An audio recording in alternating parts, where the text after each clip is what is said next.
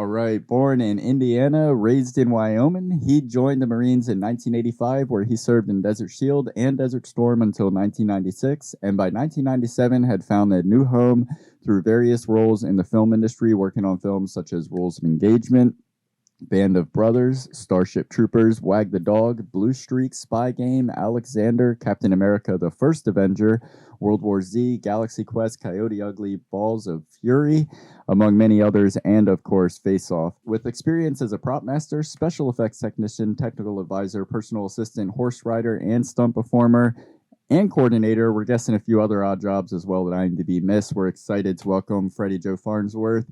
Thank you very much for being here, Freddie Joe. Oh, thank you.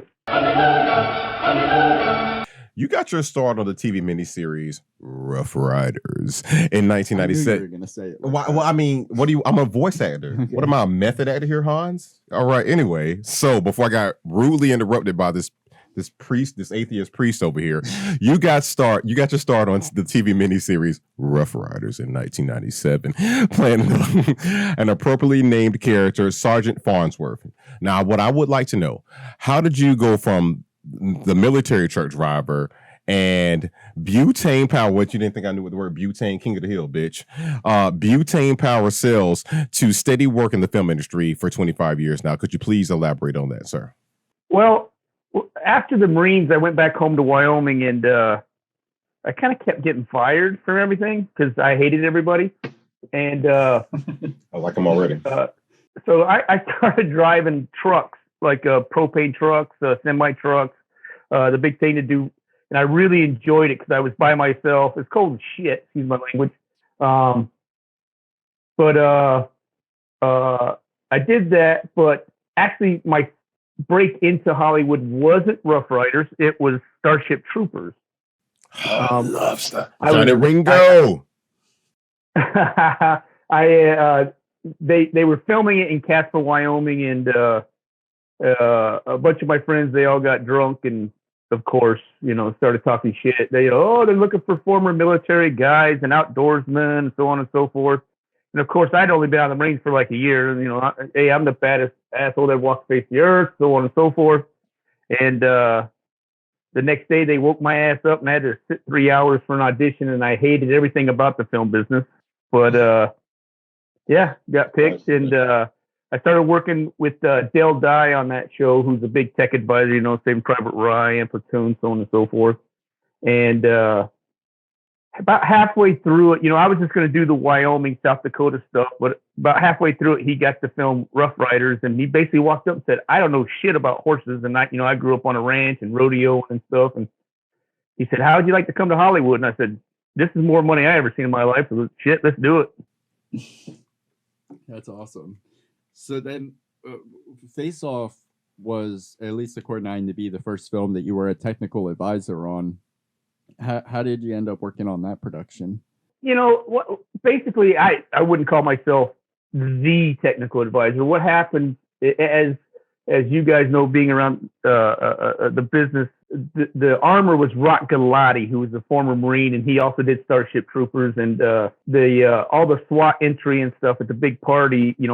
We had M88 50 cows, and everybody had all their weapons, and he got me hired on just to kind of help out with the stunt guys. And I didn't know anybody. I was in the Marines. I thought I knew what I was doing. I didn't know a damn thing about what I was doing. And he's like, "Hey, come in. I want you to help out, make sure all the background are good and the stunt guys." And yeah. So, I mean, literally, I worked on it a few days, but it was a good experience. Everybody kind of looked at me like I was stupid because I looked like I was like 12 back then, even though I was, 28, 29 years old.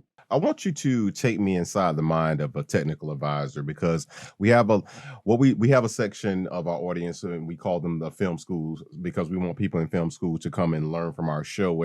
And you're one of the people that we've had on who are what we call a technical advisor. So I want to know what that process is like as far as you preparing. And if you were to teach, let's say, someone coming into the industry as an intern, what's the training you would provide them as far as being a technical advisor? Because as we know, that role can differ from film set to film set. That's it. I mean, I've done from 330 BC all the way to 2735 AD. I do like to teach a lot of young guys.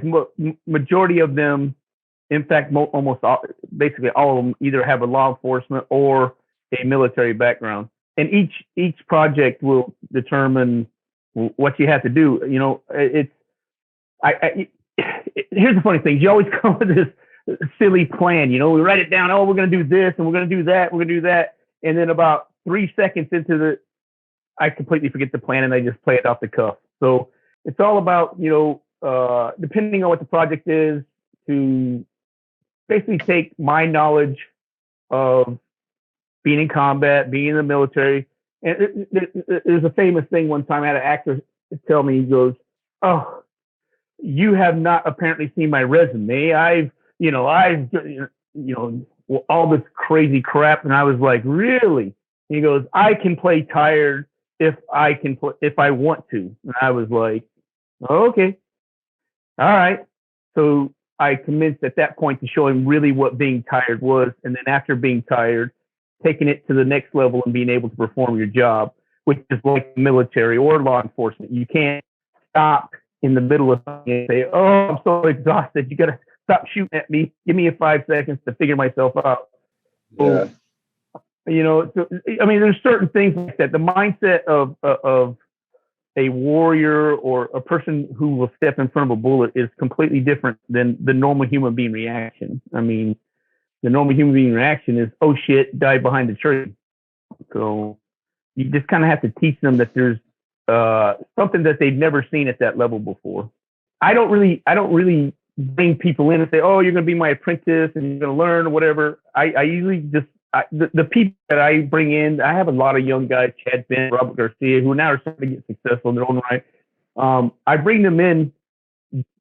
They come to me. They have to show me. They have to be able to get into my inner circle to prove that they really want to succeed. Because the film is completely different than real life. If we filmed real life, everybody'd be asleep in the first 8 minutes of the show. So you have to learn film first, and scripts, and the direction of directors and the writers and so on and so forth, and then take your knowledge and experience and move that forward. With Face Off, who did you primarily work with, or like what was your position or your role? Like what did that specifically entail on that production? Well, I basically worked with the SWAT teams. So when the big party was going on in the I mean, let's just say that was 25 years ago. So I'm trying to remember. 25 years ago, 300 different projects. But basically, it's when the SWAT teams were coming in. It's a funny story. Was we're downtown LA, and of course, I had never been downtown LA, and this was back before Staples Centers and all that stuff. So it was a little rough down there, and so I got to spend a few minutes with some of the background performers and a lot of the stunt guys, because they're busting into the roof, doing the whole party. It's when Mr. Nicholas and Mr. Travolta kind of meet. You know, he's a police, he's the SWAT team police guy. This guy's now the partier. So basically, all I did was spend a few minutes making sure all the uniforms look good, make sure they're carrying the weapons all right, make sure if they didn't know how to use the weapon, Rockalotti would say, "Hey, Freddie Joe, show them how to hold the weapon, how to shoot it and everything." And then that was basically it. It was pretty plain. I mean, it was come in, and to be honest with you, I thought, man, this Hollywood shit is easy as shit, but I was full of, I really didn't know what the hell I was talking about. I wouldn't say that it's easy, but I will say this. It's like people don't understand how many parts go into making a film. And with someone like yourself, like it's easy for you. Like, listen, I'm such a part of this art, but I just had to know what I already knew before I got here. So it's like Hollywood is essentially a bunch of people who are perfectionists at their careers coming together to make something great, because I know the film that we did, and I'm going to kill someone this Friday. We brought in someone who is a fanatic about guns, and we didn't know that at the time. He was just like, we just needed somebody to show us how to put a gun together on film, and when he came in and did it, like, in my opinion, I guess we kind of took it for granted. Like, we had an armorist, we had someone who, does that make sense? Mm-hmm. Yeah. Is there a question? Well, no, it's just more as a statement. I was waiting on you to say it, because we didn't know that we would have that at first. Because you can tell somebody pretending to put a gun together versus someone, like if we had him on set, or the guy that we had, to show us like, no, this is not how a person would put a gun together. And if you're doing a true film, this is how it's done. Well, yeah. Oh, right. You got people must be putting a lot of faith in you because you're the person that knows. So, Correct. like when we did that scene that he's talking about, I had to put complete faith in the person that we chose to do that because I couldn't fact check what he was doing. I didn't know if it was right or wrong. It looked cool, but I that's about the as much as I could say about it. And he, so I'd imagine it's the same with you when you go on a set as an advisor or something along those lines, that people are they're putting all their faith in the accuracy that you're providing. I mean, that's true to a point. For some reason, though, there are actors out there that read that manual that, actors deserve this and they should be pampered and they have a trailer and I don't have to do this. I don't have to do that. I just show up and, my makeup is done perfect and everything's hunky dory. So sometimes you kind of have to fight with them a little bit, which is pretty simple. But, what I tell everybody all the time is basically, if I have to tell you my resume, or especially when we were talking about teaching people or apprentice earlier, if you have to tell them your resume, if you have to talk yourself up, you're not going to be any good at this. When you walk on set, a good actor, a good stunt performer, a good performer, period. When you walk on set, if they don't look at me going, that dude's the shit right there, I want to be like him, then I'm not doing my job right. So, just like you said, you didn't know somebody was going to be there, but all of a sudden there's a guy there and you're watching him do it and you're like, holy shit. So a good performer or will literally pay attention to every step that they take and go through that, that whole avenue that it takes to give that what he just did to you. Now take that and put it on camera. I mean, you talk about Rough Riders earlier. My first acting part was in Rough Riders, and it was because, my last 4 years in the Marines, I was at Marine combat training. So I was training Marines to go to combat. And my last couple of years, I was an instructor and as a weapons instructor. So I was teaching weapons. So now it came instinctively for me on the set, and I was teaching Sam Elliott. I did this whole thing. I used it. I had to do a little sniper, a little shot in the scene for John Milius, and we set it up. And Sam Elliott was he was just like, I wish I knew that when I was a kid, how to make a sling, hasty sling and do everything with the weapon. So I was sitting there teaching him, and I only taught him at the time because I was naive. I taught him like I just got out of the Marines. So I was teaching him like a Marine. And little did I know John Milius was behind me. And Sam Elliott was going through all the motions by the numbers, 1, 2, 3, do your whole thing. And John Milius just said, hey, kid, you're going to put that in the movie. And I was like, what the hell? He gave me a big part. Man. Yeah. It like tripped me out. And I thought, oh, shit, I can do that. And in that film, I played Sergeant Farnsworth. Anytime they don't have time to clear a name or something, you just use your own name. So I've been Sergeant Farnsworth quite a few times. What I want us to know really quick now, here's the thing, because I see these things on YouTube all the time, and we're going to do our own thing here. So today we have our special guest technical advisor here. What I would like to know, in all the films you've seen, as someone who's a technical advisor, what's something you've seen in any movie that you knew, hey, that's fucking wrong. Somebody should be a fucking shame. If they're hiring people to do that, I need more jobs. Talk to me. Wow. That's a big list. That's a big list. What's at the top? What's the top 3 of your list? Somewhere in there. Oh my gosh. One of the top one is being a Marine is the movie Marine, the first one. Oh, the very first thing you see is they're wearing Army uniforms. They have what they call a Castro style cap. It's not, that's like, what? It's all over the place. I always tell everybody this. I'm like, look, you guys, you two, anybody listening, they can name their 5 greatest war films of all time. Saving Private Ryan, even the shows Banner Brothers, Pacific, all these shows. Every one of them had a great tech advisor, a tech advisor that was attention to detail. He watched every little piece and minute thing. Now name your 5 worst, and I guarantee you there wasn't a tech advisor on it, or there wasn't a non-line tech advisor. Hot Shots 2. That must be funny. That shit was funny right there. I like it was that. funny, but yeah, I get you what I'm saying. It was funny though. I'm sure it Yeah. trickles down to the cast too, like the confidence that someone like you can instill in the performers, where they go out on the set and they can actually feel like they're doing the right thing. Because I've been on independent film sets before where you quickly pick up on the fact that, okay, this is a shit show. And then you immediately just kind of start dialing back the energy that you're willing to exhaust on it. Like, you know, and so I think if somebody is coming into a production and they see the preparation that's going into it with someone like you, and then they come onto the set to do their scenes, and they actually feel confident in what they're doing, I guarantee it helps the overall process. And when, like, you know, I'm out here like, they didn't even do any research on this. I know damn well this is an Army uniform, and I'm supposed to be a Marine. What is happening? It just shows you how feeble the mind is, and if it sells, the green light people don't care. What the flip side of that is, what film comes to mind that got it absolutely perfect? Please say Tombstone. Hot Shots. Hot Shots 2, not 3. Well, you know, none of them get it perfect.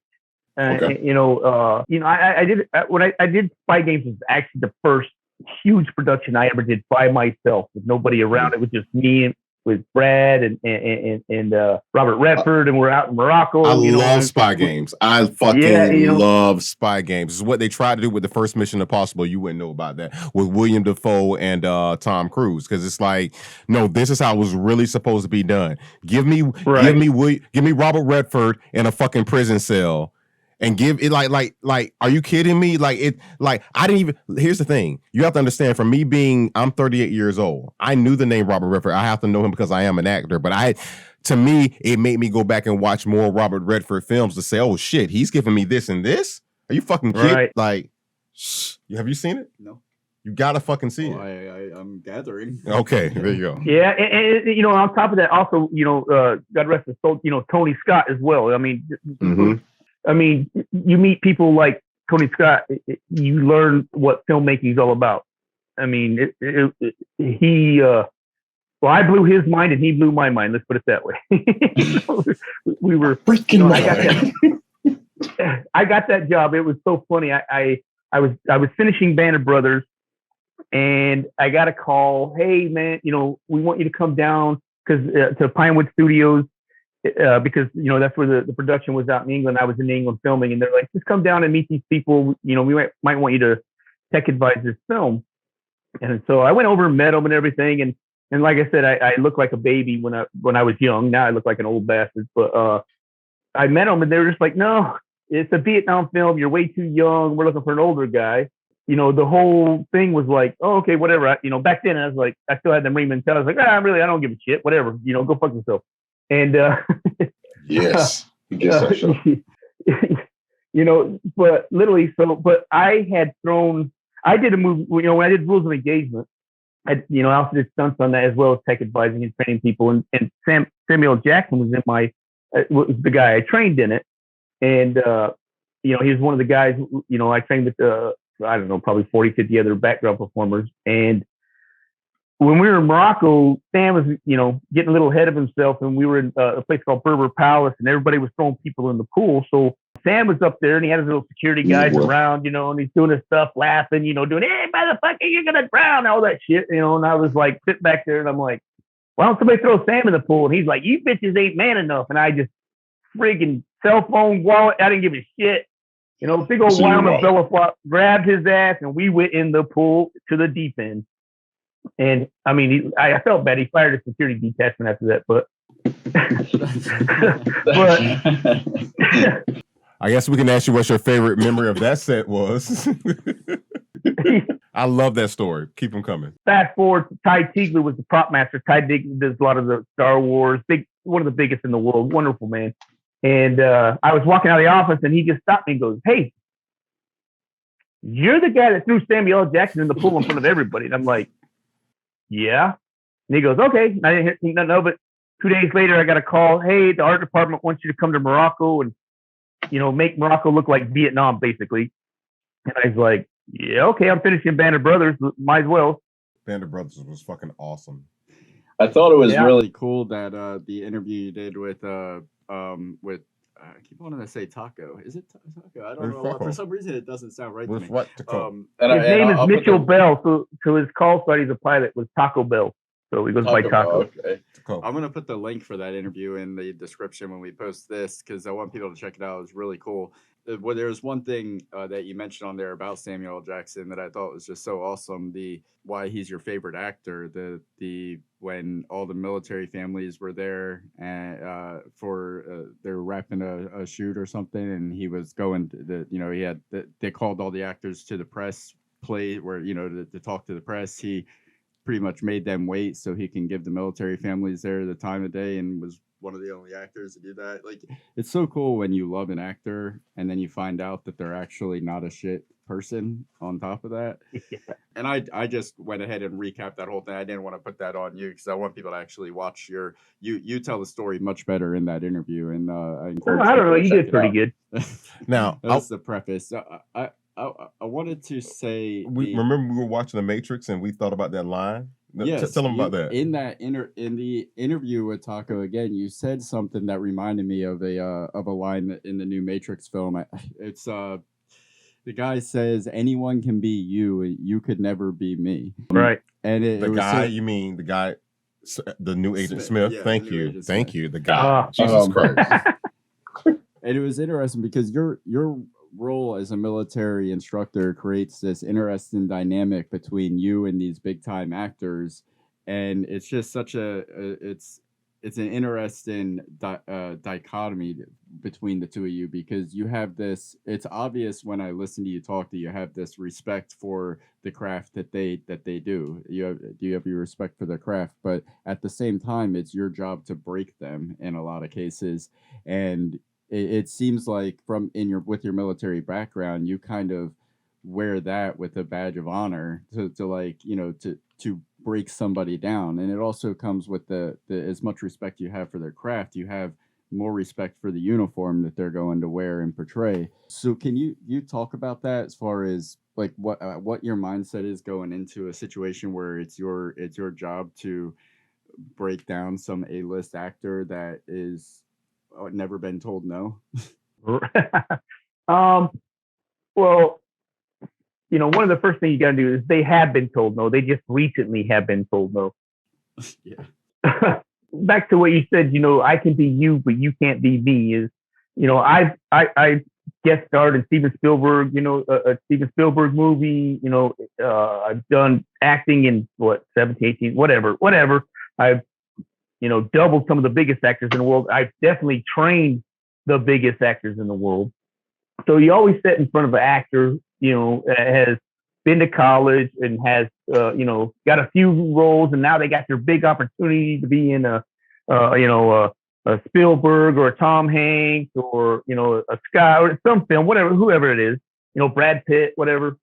Like I said, they've read that book in that, and they have this thing, and a lot of it comes from they go on a set and they see Robert De Niro, and 18 people following him around and carrying his stuff and doing his stuff. So they kind of get this, I'm going to be that person. I'll have people taking care of me instead of me doing myself, which is very few people get that. But you're right. One of the first things I always tell them is, especially when I'm doing military shows as a tech advisor, it's basically, I could be you. I've acted. There's, hundreds and thousands of people have been you. So you're nothing special, but you can't be me. You haven't stood on the line. You haven't worried about the man or the woman to the left and right of you. If, you'd rather put your life on the line than they do. You haven't cleaned your weapon just to make sure it functions so you don't die. You haven't, had a malfunction in the middle of a firefight. You haven't had to call F-18s in, at the same time you got mortars and, popping smoke. And I'm sorry, you're saying a lot of great stuff, and I never interrupt our guests. Could you say that first statement again? You haven't cleaned your weapon to what now? Come again, because I'm going to quote that. You have to clean your weapon to be able to fire it, because it's jamming or stuff.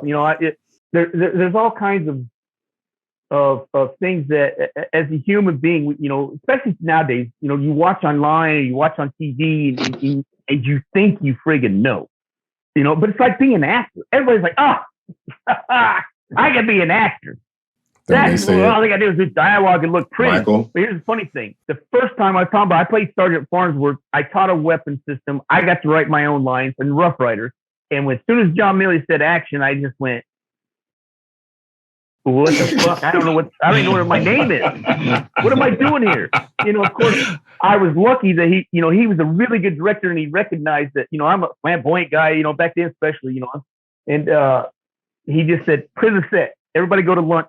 And it was just me and the camera guys. He said, all right, do your thing. I was gonna say, I know one person that's a fan of your acting. I'm gonna tell you why. You know how I guarantee I know this?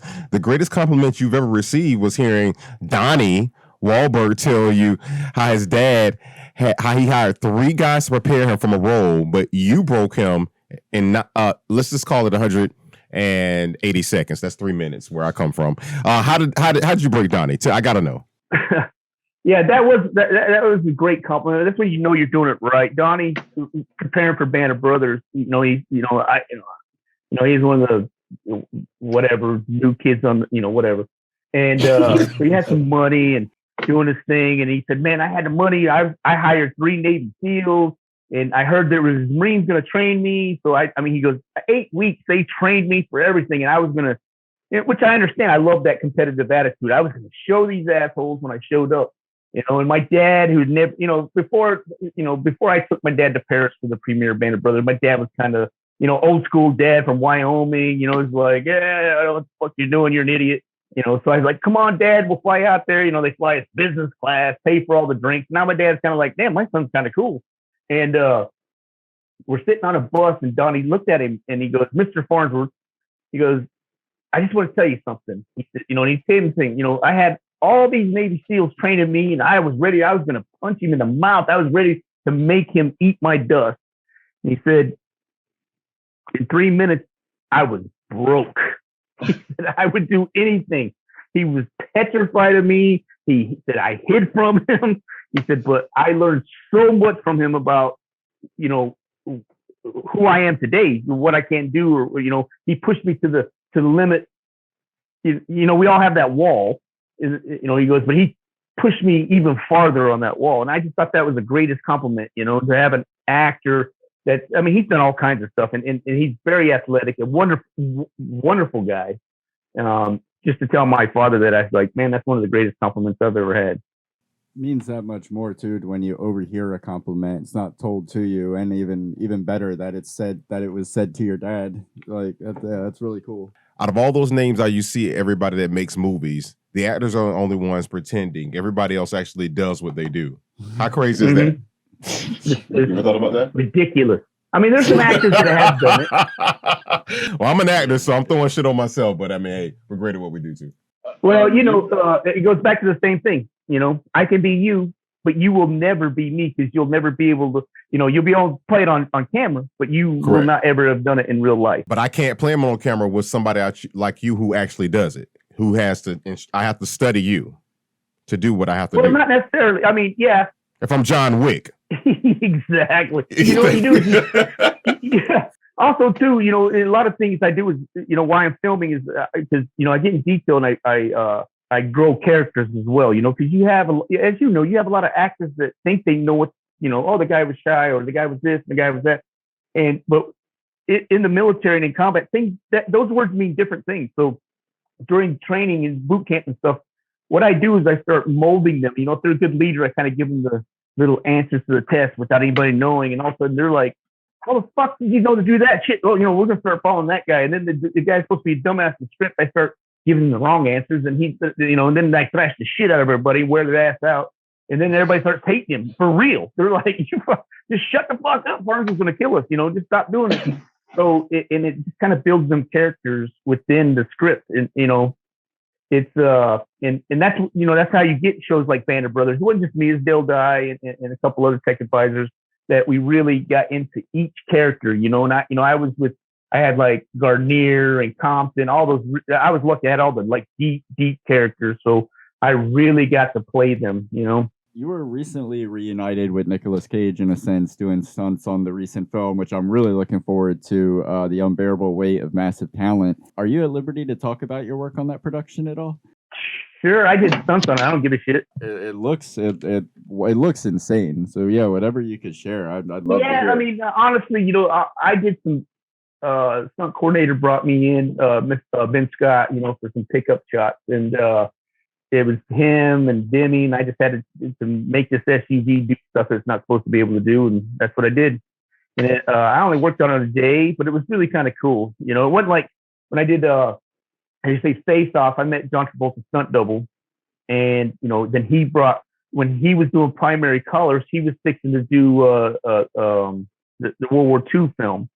And his stunt double said, "Hey, John, I got this guy. He's wanting to be a stunt double." And he brought me in. He got me a job that never made it in the film, never did nothing. I worked for 3 days, made good money just to sit in his trailer and tell him about being a military guy. It was kind of really cool, how it kind of leapfrogged. But Nicholas was more like I hadn't seen him in 25 years, and I did say hi to him. And said, "Hey, man, I remember I met you a couple times on Face Off." And, of course, he gave me "Oh, yeah, I remember." And that was about it. I want to ask you this, so it's a perfect segue, but I don't want to ask you as a technical advisor, just as a fan of watching the film, of just in the audience, popcorn or at home. What was your favorite scene of the film? I really honestly liked the transition that Nicolas Cage made because Nicolas always, to me, he always plays kind of that, let's go, kind of guy. But when he went to be that serious John Travolta, agent, dude, I honestly, I really liked that. I was like, holy plot thickens. What's that? The plot thickens when he met his daughter. I'm like, as a child, I didn't see it, but as an adult rewatching it, I'm like, oh my gosh. You're like, no. Yeah, I really like that. He's got a brand new bag. Really take it back. Yeah, it was really smart. Smart film. Yeah. I agree with you too. I was surprised by. I won't say surprised because I know Nicolas Cage is a great actor, but I've never seen him like stoic almost. He was it's crazy. Do an impression without it being like a parody. That he went so deep. He was into the world of actually acting. It was crazy. He wasn't being, like you said, man. And don't get me wrong, what he does is beautiful, but he went another way with it. He showed a range that we didn't think he had. We didn't know there was a decaffeinated Cage. And he showed it to us, and it was still great. It was still great. Yeah, and honestly, John did a good job too, playing the. I mean, who could play Nick, right? Yeah, he's a pretty good actor too. He's done some good stuff. I don't talk shit about anybody. Just Yeah. No, I wasn't talking shit about John. I wasn't talking shit about John. I was just saying that Nicolas Cage is so manic and out there. It's just kind of like, and John is so great at what he does, but he doesn't do Nick. And so to ask John to do Nick, me and him, when we reviewed the film, we said we don't think anybody. I mean, we gave John Travolta like the second best actor in the film, but we're like, that's no shitting on him. Who the fuck can do Nicolas Cage other than Nicolas Cage? So shit, great job, John. Yeah, between the two of them, John Travolta definitely had the harder task. Yes, and he brought it. He made me think he was Castor fucking Troy. He had to call up his guy like, "Look, I'm going to." When he licked his daughter's face, I was like, "That's Nick Cage. Here we go. Look out there." Yeah. I got 3 daughters. They want to kill people. Oh yeah, I could imagine. I got one. When I watched that as a teenager, it never dawned on me the implications of everything that was happening. I was like, "Oh man, he's so cool." But now it's like, so creepy, cool, so chill. Yeah, so it was kind of creepy into like the bone kind of creepy. And when he reached past his daughter trying, he was like, "You got something I want." I'm like, I'm too young to see this. And he grabs a cigarette. I'm like, I'm still too young to see this. Yeah. Now you're making me feel old. No. Hey. Is there a particular memory from the production that stands out to you? I was like kind of in awe because I was, even though, being a Marine, I think I'm experienced at everything as soon as I stepped in it. But, I was very inexperienced in the film business at the time. And I thought I knew, this is fucking easy shit for me. So when I got downtown, kind of freaked me out. Downtown LA back then, And the funny thing was I got everybody dressed as SWAT members and everybody was dressed up. And we had to walk from the base camp across the street, this, high rise to go up to the roof, and watching people scatter was probably the funniest shit I've ever seen in my life. Literally, everybody thought the SWAT team was so funny. It was hilarious. Oh my God. People were just like, the police, like, oh my God. I thought that was pretty cool. That's it reminds I can't remember who told this story about Clint Eastwood. I think it was Stephen Kravitz when we did Howard the Duck. He was talking about how somebody gave on the set of Dirty Harry, I think it was, somebody gave Clint Eastwood a gun as a present, like, just like, but with a live round in it. And no, it wasn't a live round. I thought it was. No, but Clint Eastwood did pull the gun out and just kind of like, hey, like this, and everybody just fell to the floor. Well, it's Dirty fucking Harry. What are you gonna do? Yeah. The good, the bad, the ugly. What the fuck? I forgot to ask. With when we were talking about Samuel L. Jackson, you had mentioned something else in that interview that I really wanted to know is true, and I wish you didn't elaborate on it, as I wish you would have liked to. In that, is it true that he has a clause in his contract for every time he says "motherfucker" getting paid a certain amount of money? That's what he told me. Sounds like Tarantino. He told me, he said, okay, I have, when he does his contract, he has a certain amount of motherfuckers in it. And if they go over, it's like $1 million a pop or whatever. Wow. You feel me, motherfucker? Yeah, it's crazy. I mean, Sammy's the only actor that said it and survived.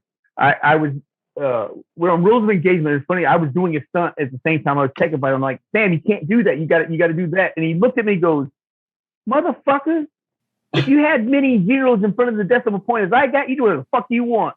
And I went to yell at him and I went, damn, that's a good point. He got a lot of zeros in front of the decimal point. There's a lot of zeros on these checks. A lot of zeros. I was like, yeah, all right. But he made me a lot of money. He used to get his security guys, the guy from America, two of the guys from America, and we used to race to take apart and taking apart and putting the weapons back together. And he'd get so mad. He'd put like, okay, I'll get, $200. And then he gets it. I'd just tear them all up, smoke them. God, he'd get so mad. And the funny thing is, I was training Colin Farrell because I doubled Colin on Alexander. I did all the horse stunts, but I also, Oliver had me teach him how to ride horses and stuff. And it's right when SWAT was coming out. And I hadn't seen Samuel in like 7 years. And so Colin's like, hey man, come down to my premiere of SWAT, whatever. So, I went down there, and at the time I was with a girl that was like thought Samuel Jackson was the greatest thing. But she didn't really know I was like, oh yeah, you're in the film business kind of thing. I'm like, yeah, I know Sammy. I know, of course she met Colin, so she knew I knew Colin. But of course I wore a cowboy hat, just so everybody stares at me. And literally after the show, we're sitting out, and because she wanted to meet Samuel, and I was sitting in the corner, and of course, the entourage is everybody's around, and the press, and we're outside, and I'm like, look, let's just go, because this ain't gonna happen, and everybody's like, because I got a cowboy hat on, nobody thinks I'm worth anything. So she was like really disappointed, but we started to walk away, and for some reason, I looked over and I caught the eye with Samuel, and I hadn't seen him in like 7 years, and he literally stopped part of the Red Sea, came over, picked me up, and is like, what the fuck? And it was just so awesome to know that he still had that in his head, and that he was, and she, of course, was like, oh my God, and of course, then he was asking me how, how's training of Colin going, and all that stuff. So it was really cool after 7 years that he still ask me all those questions. So what I'm hearing is Sam gets you paid and Sam gets you laid. You don't have to answer that, but I want to ask you this. With that, there you go. Just laugh. Just laugh off camera. Don't say anything. Don't implicate yourself. With that being said, I do want to ask you this. Now, we've called you a technical advisor, but one thing that people don't know is that you've actually been a stunt performer. So I want to ask you this. You performed stunts in over 50 productions that we know of, and probably more that you didn't get credit for. I want to ask you this. If there's a stunt that you can remember that you're most proud of, but actually was your most dangerous that you can tell us about, what would you say it was? Well, there's two parts to that. There's one, I did stunts for like 7-8 years before I wouldn't call myself a stunt man because, I took a bullet hit. Oh, okay, yeah, I fell down a couple flights of stairs, whatever. And I teach all the young stunt guys this now. I did a stunt. And there was a short called The Hollywood Stuntman. And it was 7-minute shorts for Showtime. And I was doubling the actors that was playing the Hollywood stuntman, about a young guy coming out to be a stunt guy. And I did all these little stunts, little fire, little, get shot, little driving stuff. But then one day at lunch, the director and it was a day off for me. I was playing a cop to come up and beat on him. And he just looked up at this hill and said, what would it take for you to come off that big ass cliff? And I go, what do you mean?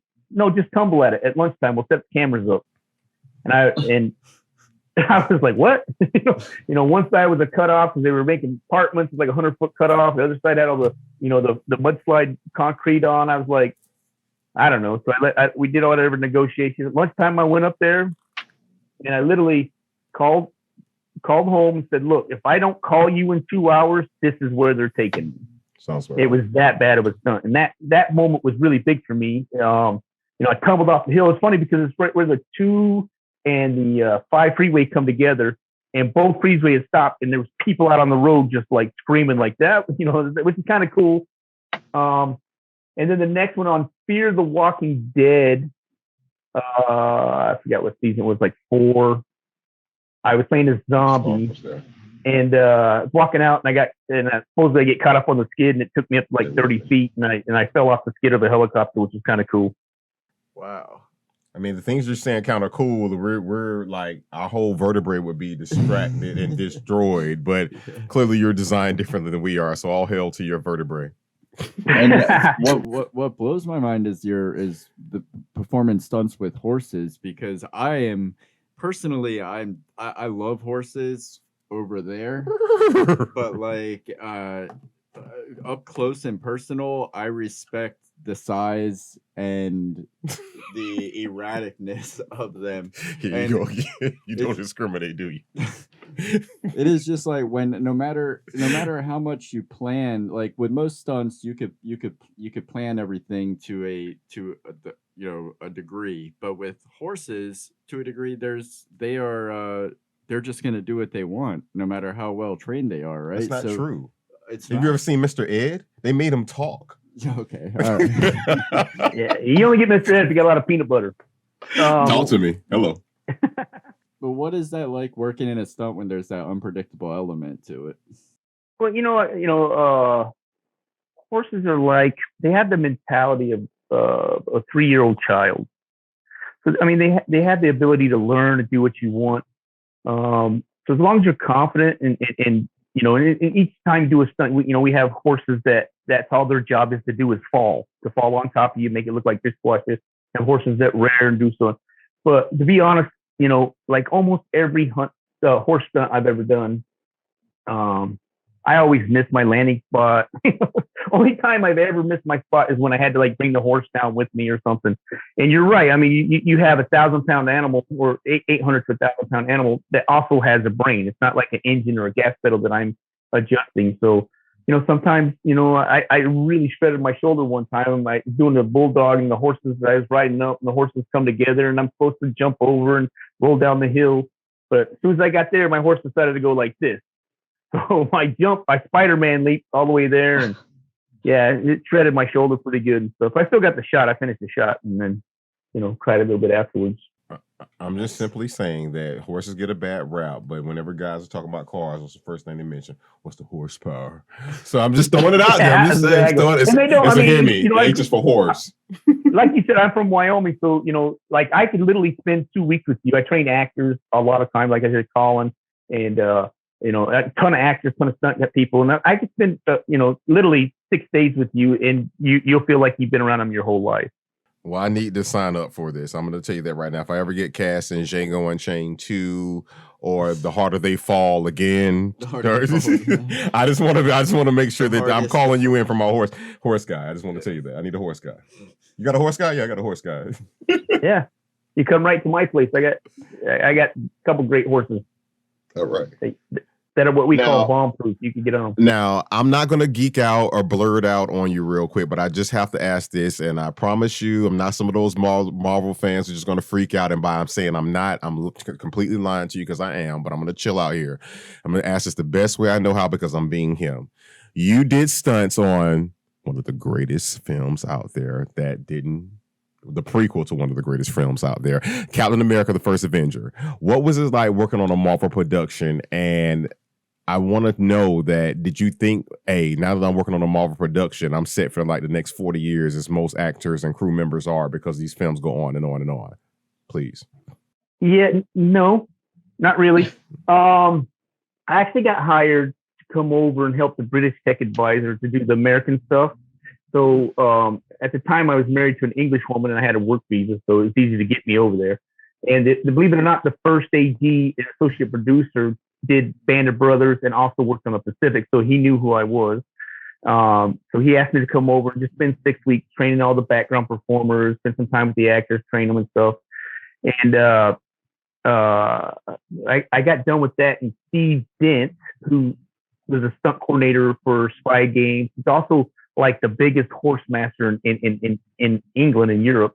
He knew I was good with horses and stuff, so we became good friends from Band of Brothers. I rode a big horse on Band of Brothers, and as soon as I got done training, he was just like, "You're going nowhere." And I'm like, "What do you mean?" And he said, "You're an American. I need your American accent because you never know.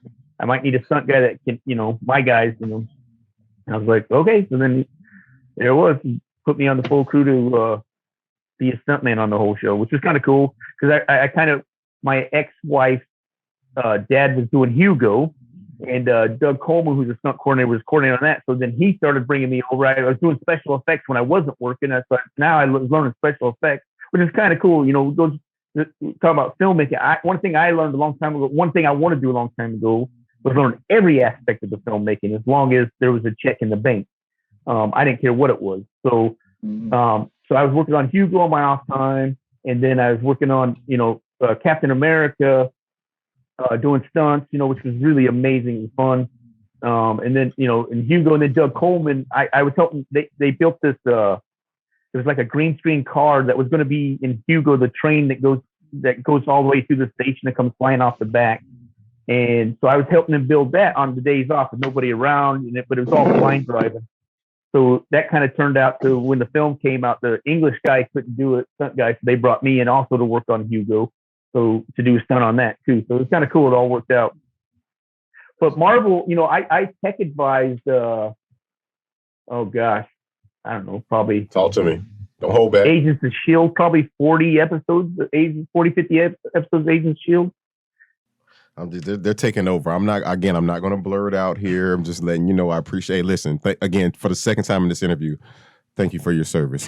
So I would also like to ask this: what advice would you give someone? Shameless plug. What advice would you like to would you give someone who's trying to get into stunt work in the film industry? Oh, stunt work. Whew. It's a 7-year-long process. What I always tell a lot of young guys, which was told me when I started, was if you want a job, you got to fucking go out and get it. Don't sit around waiting for it. Every chance you get an opportunity to go train or go learn a different skill, go do it, regardless of what you're getting paid. I mean, I probably fell 500 horses and fell off 500 horses at least before I got my first paying job. Basically the coordinators came and got me. But it's a 7-year process. It's going to start off just like I was telling you. I started out in the business. First one, 7 months Starship Troopers, and then straight to Rough Riders, and then then I went to do Wag the Dog. You're going to work on all the Wag the Dog, and I was like, this shit is easy. But then it stopped, and I didn't know how to find a job because the jobs weren't coming at me. So, but I figured after 7 years, you start learning people, and you start learning. You go on a set, or you go to hustle someone, or you go into an audition. And somebody goes, "Hey, Freddie Joe, how you doing?" I'm like, "Oh shit, how you doing?" And it's a long process. So, don't think that you're going to step into it and tomorrow you're going to be Nicholas. You're going to be the next big stunt double of the next big actor. So you just got to take your time and learn. And if it doesn't hurt, then you shouldn't be paid. So expect to be hurt. Damn, that sounds like the tagline for anybody trying out for Home Alone, the first one. If it doesn't hurt, you shouldn't be here. I always tell them, it's like if I don't feel the pain after I do something, I'm like, well, why the fuck didn't the actor do it? Why am I in here? And always make sure that they come to you and say, Freddie Joe, you're supposed to look like you live. You're not supposed to look like you just completely blew yourself up and broke every bone in your body. And I'd rather them tell me that than to walk up and say, damn, man, can you go a little bit bigger? Jackie Chan? Unless you're Steven Seagal's stunt double, then you're like, hey, we need somebody to walk from the car to the door. Without touching the ground. Steven can't do that? Nope. He's not standing up today. Steven Seagal refuses to stand. It's funny, so as Max Martini stunt double, I still am. I'm fixing a stunt coordinator film he's doing. I'm going to do all the stunt coordinating now. But I doubled him for like 18 years. And Max, Oh my gosh. We used to get so pissed off because, we looked so much alike before he decided to get all muscled up, all really, really muscled up. But he used to get pissed off. What? You talking about Steven? You talking about Steven Seagal? No, you're talking about Max Martini. Oh, Max Martini. Yeah, Max Martini's gotten this shit together. Yeah, he has gotten it together. I give him that. And he used to get pissed off because I forgot, he was doing some show, I forgot what TV show it was. And I came out and the director thought I was Max. And when we sit there talking to me, I'm like, I'm not Max. I'm double, but Max is my best friend. So I can talk like him, I can do all the idiosyncrasies, dude, what's up, dude? And go through the whole thing. But he had to do this whole thing where he come around in the car and he jumped over the hood and slide off. Well, he just wanted me to do where this woman like clotheslines me and takes me to the ground, right? So he just wanted me to do that. So Max is in wardrobe and I go to set and I'm sitting there and the director just said, okay, I want you to do this. I did everything, like all the close up, everything. And Max was so pissed off. He was like, dude, I was going to do all that shit. And I'm like, sorry, bro. And he was so fucking mad at me. He's like, oh my God. I know the feeling. He's been trying to do me this whole episode. I know the feeling. He's been trying to do me because we switched characters for I'm normally if you can't tell, I'm normally the exuberant one. And he's normally the laid back one, but I'm just barely hanging on by a thread. We're both recovering from a cold or a flu or who the hell knows what anymore. We're on the mends right now. What we're doing is we're not making excuses. We're making plays. So you are you're the first guy that we've talked to since the incident on Rust that has weapons experience, and I think you even mentioned that you have armor experience on sets before.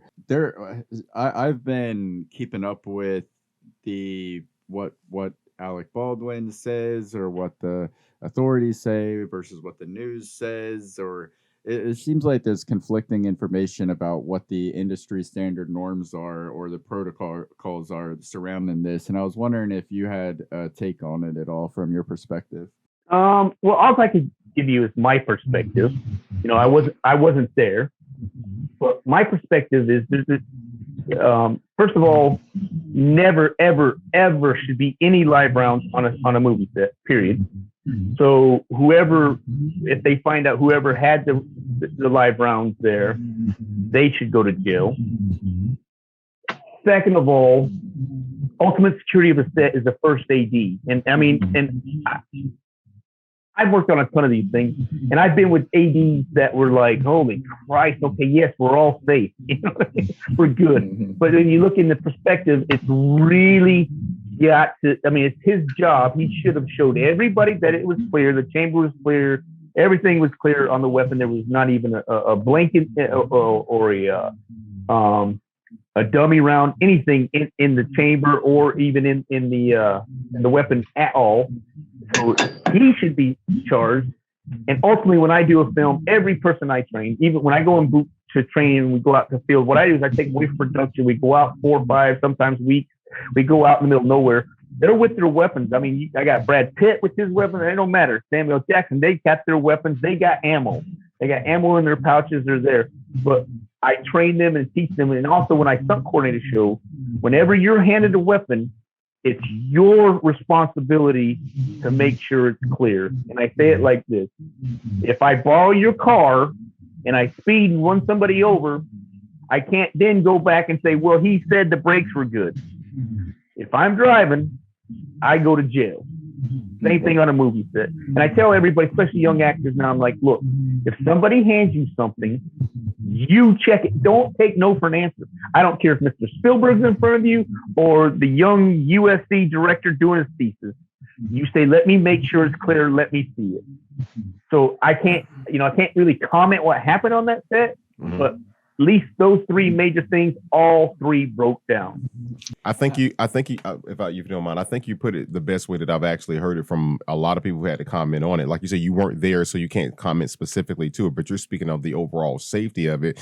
But one thing I want to warn people about in the society we live in, I think is so taboo and so PC to just like think about it. Me and you both know that we know of, not settled out of court, at least in the public, the last time someone died on the film said it was the Crow Brandon Lee. So you're talking about 30 years ago. So if you're talking about one death in 30 years is too much, two deaths in 60 years is too much. But if you're talking about between DUIs and plane crashes and everything else, like, yeah, something happened and it was bad, but it's not like this is the major problem in the world. And the fact that that's something that it should have been avoidable. I 100% agree with him. The issue is that it was preventable. It was preventable. Well, and what was curious to me is that something that Alec Baldwin said was, it sounded logical to me, but at the same time, I don't understand how it would work, because he said that, you know, when the weapons expert hands you the gun, he was told before.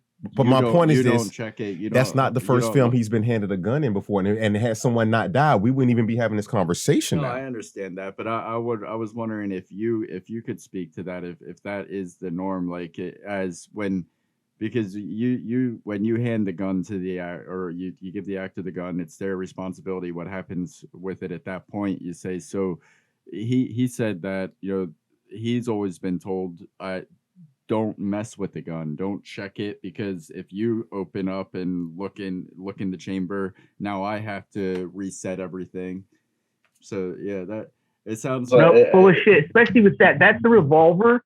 If he had a weapon that was magazine fed, of course, okay, now I gotta, open it up and a round ejects out of it, and then you gotta reload the magazine stuff. But that was the revolver. That's the bullshit excuse. That's completely bullshit. It's literally a clip like that and go like that. Oh, it's empty. That's it. I mean, it doesn't matter if there's rounds in it. You just clear it. Okay. If it was like I said, if it's a magazine fed weapon, that excuse could be difficult. But let me tell you something. If it happened, I'm not going to say the show. It literally happened to me 4 or 5 months ago. Another stunt guy, I got into it with the armor. I'm like, he's handing me a weapon. It's on fire. There's a magazine in it. He's like, yeah, it's ready to fire. I'm like, look, I got to ride a horse, and I got to get off.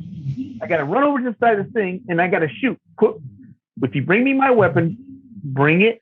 You can have the magazine in it, but I'll load it. I'll charge the weapon. I will put it on fire when I need to fire it. I don't want. And he's like, oh, if I had $1 for every stuntman saying what the hell he's doing, I'm like, whatever. I don't give a shit. Don't ever hand me a weapon that's on fire. And another stunt performer, of course, fortunately, we were up on top of the hill. Nobody got hurt. But sure enough, he get up there, boom. What the fuck? He's what we call accidental discharge. Of course, it was blank. Nobody got hurt. But that's how easy it is. And I literally looked at him and said, it's your fault. And the stunt guy was like, what do you mean it's my fault? He said it was clear. I said, your fault. He gave me one. Look at mine. Mine's loaded. He said mine was clear. And he was like, wow. Shit.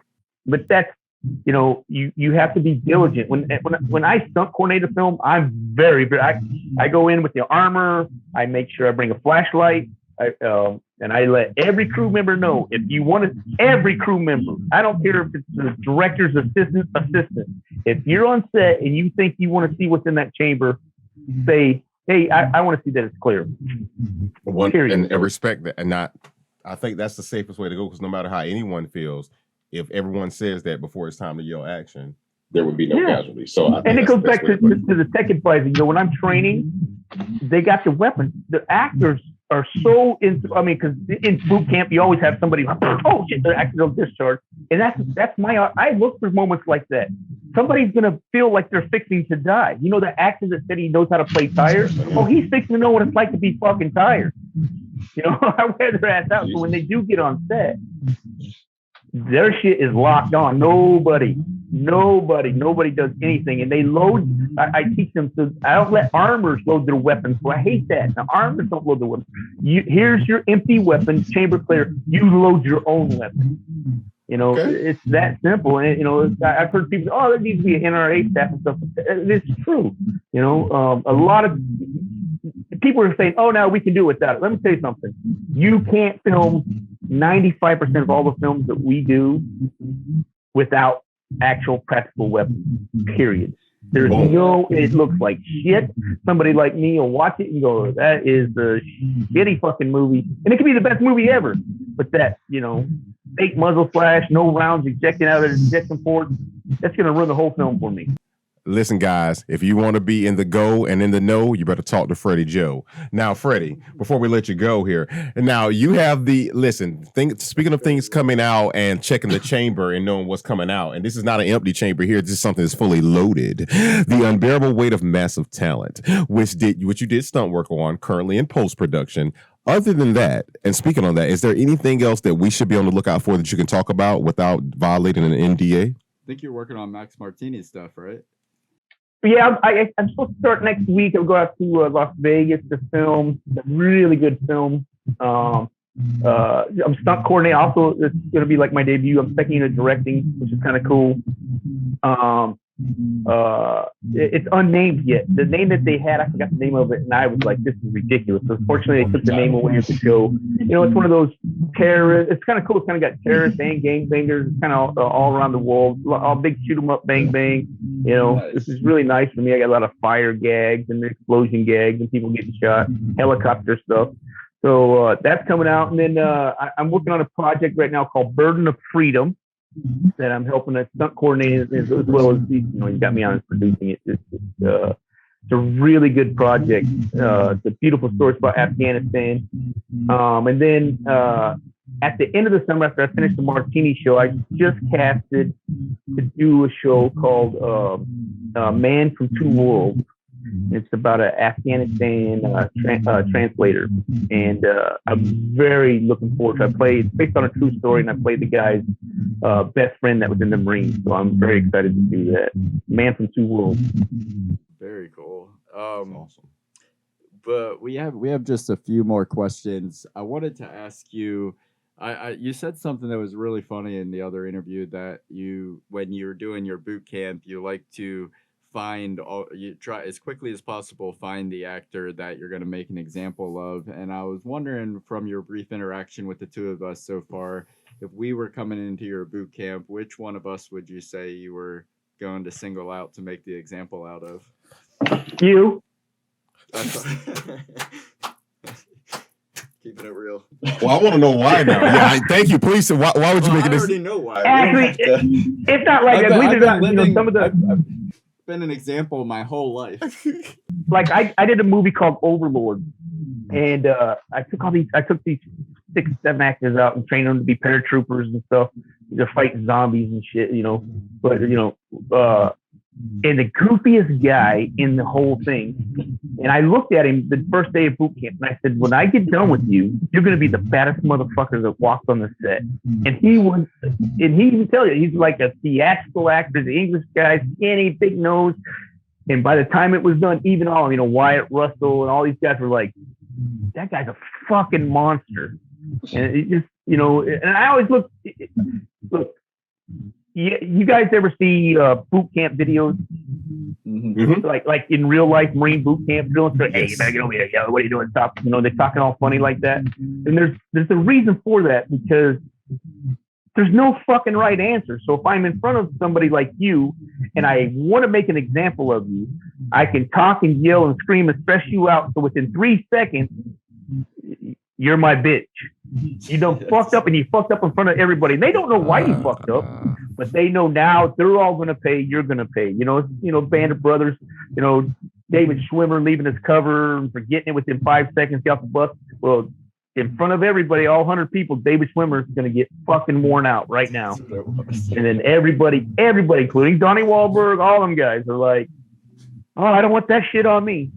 There's no fucking way. I love that because answer. There's no political correctness.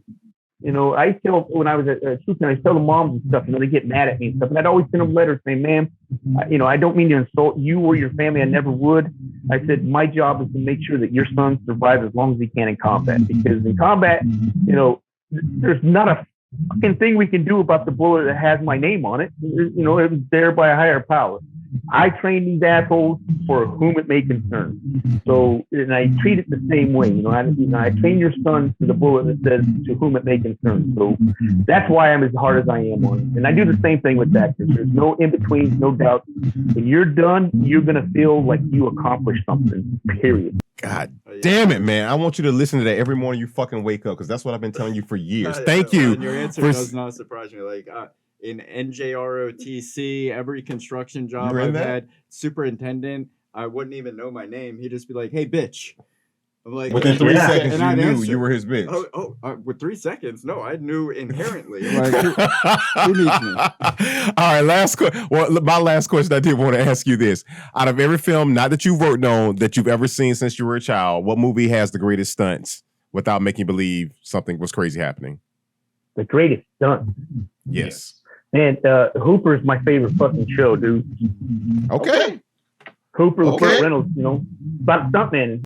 Before Magnum PI, this was before Magnum PI, correct? Yeah, Burt Reynolds. It's one of my mentors, Freddie Joe Hooker, and it's all about them in the show. It's about he's a famous stunt guy. That's brought in to do these big stunts, and it's as real can get. I mean, it's phenomenal. All the new shit. They put a lot of computer stuff in it. Guys are nuts. It's like Fast and Furious. Great show, great program, fun to watch. But as a stunt performer, you're like, no, whatever. You just. I'm gonna jump this building. And as a human being, we know you're not going to drive a car off, from one building down to a 40. Cars don't fly, Dom. Cars don't fly, Dom. I'm curious with because one of my favorite military films, or I guess films that's based on military-esque storylines, is Three Kings, and someone like yourself that's actually spent time in like specifically in not that specific war, but actually that wasn't that war. That was Desert Storm. Okay. I thought for some reason Three Kings was something else over there, but the tricolor comic that came. Yeah. Yes. Did you see Three Kings? What did you think about that? If you did. Yeah, I've seen it. Entertaining, not realistic. It's like, yeah, I see. I watched it. A friend of mine with Holt McConaughey, he played their platoon commander, lieutenant. He's a really good friend of mine. I taught him how to ride horses. A New York guy, like you were saying, he was scared shitless of the horses, and I was able to at least get him up to sit to do his acting parts. But yeah, I mean, like I said, to me it was entertaining, but on a realistic basis, there was not a lot of realistic stuff about it. Does it make sense? Yeah. I don't mind. I'm not one of those military guys. I don't mind if a show is not realistic, but it needs to be entertaining.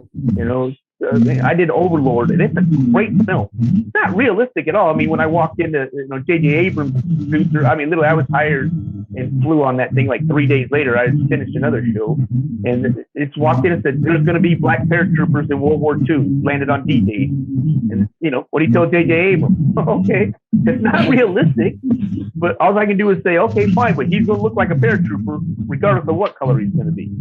And I didn't care, and the show ended up being entertaining. It was very fun, nice show. Not because I did it. I even don't like shows I did.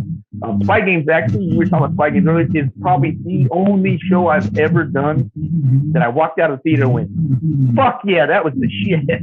Fucked me up, I'll tell you that. And I was like the 16 years ending, old. right? Yeah, but in a good way. So before I listen, I want to say this first off. If no one's ever told you this, thank you for what you do again. I want to say before we say goodbye, it doesn't have to be about film. It could be about life or anything that's on your heart or your mind or your wall. Is there any parting words you would like to leave your and our audience with about life right now and what's going on, or anything in general? Any parting words?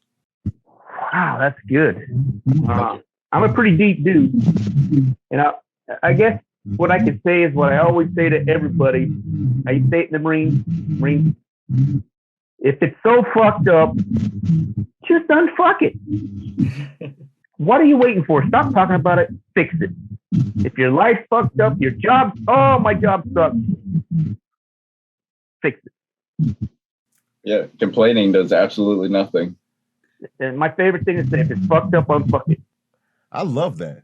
I love that. Hey, listen, from the bottom of our hearts, we really thank you for coming on. Listen, if you do more work, hey, we would love to come on again, or if we have something else coming up in the future where we need an actually arms expert, technical expert, and somebody who was a part of the 7th Battalion, make sure I get it right. Make sure I get there. 7th Battalion, right? We're gonna do that new Nicolas Cage Regiment. when it comes out. 7th Regiment. I just want to make sure I get it right. 1st And Battalion, 7th Marine. 1st Battalion, 7th Marine, and that is the 7th Regiment. Listen, it's been a pleasure speaking with you again. Thank you, seriously, all jokes aside. Thank you for your service, what you've done, and thank you for your expertise on coming on today. You've been one of the only technical advisor we've had. So thank you so much for what you've done. Thank you so much, Freddie Joe. You guys are awesome.